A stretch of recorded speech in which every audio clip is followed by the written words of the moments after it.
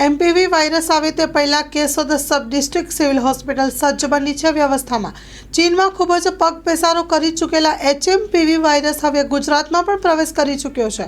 પ્રથમ કર્ણાટક બાદ ગુજરાતમાં પણ એક કેસ નોંધાઈ ચૂક્યો છે, ત્યારે વધુ ફેલાવો ન થાય તેવા સતર્કતાના પગલાં રૂપે હાલ પ્રશાસન અને આરોગ્ય વિભાગ પણ તૈયારીમાં લાગી ગયા છે।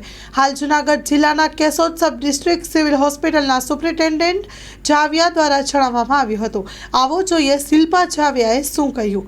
સ્ટોરી રિપોર્ટ બાય રાવલિયા મધુ સાથે reporter Jagdish Yadav, Junagadh. Doctor Shilpa Javiya, superintendent સરકારી હોસ્પિટલ કેશોદ।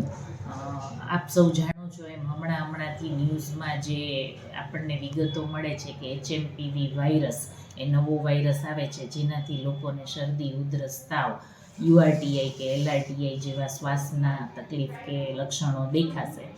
તો આ અંગે સરકારશ્રી તરફથી મળેલી સૂચના અને વખતોવખતની જે કાંઈ તૈયારીઓ કરવાની થતી હોય છે એ મુજબ આપણી સરકારી હોસ્પિટલ કેશોદમાં પણ આપણે 10 બેડનો અલગ આઇસોલેશન વોર્ડ પણ તૈયાર, જે કોવિડ વખતે હતો એને પ્રિપેર્ડ કરી રાખેલો છે।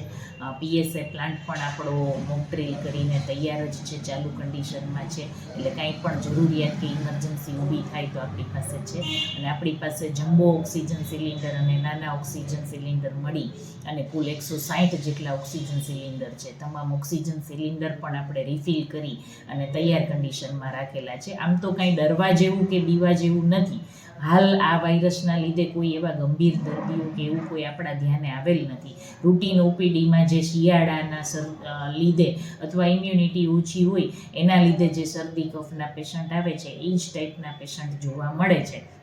પણ છતાંય નાના બાળકો, diabetic patient, HIV positive patient અને ઉંમરલાયક દર્દી 60 વર્ષથી વધારે વાળાએ પોતાની ઇમ્યુનિટી બૂસ્ટઅપ થાય એવો ખોરાક લેવો, બહાર જાય ત્યારે મોઢા ઉપર અને કાન, ટોપી આ તે ઢાંકીને રાખવું અને થોડીક તકેદારી રાખવી, વારંવાર હાથ ધોવા, છીંક ઉધરસ આવે ત્યારે આડો રૂમાલ રાખવો, આ બધી તકેદારી અને સાવચેતી રાખશું। ડરવાની કોઈ જ જરૂર નથી। પણ આપણે સરકારશ્રીની સૂચના મુજબ આપણી સરકારી હોસ્પિટલ કેશોદમાં કોઈ પણ ઇમરજન્સી ઊભી થાય તો એને પહોંચી વળવા માટે આપણે સુસજ્જ છીએ।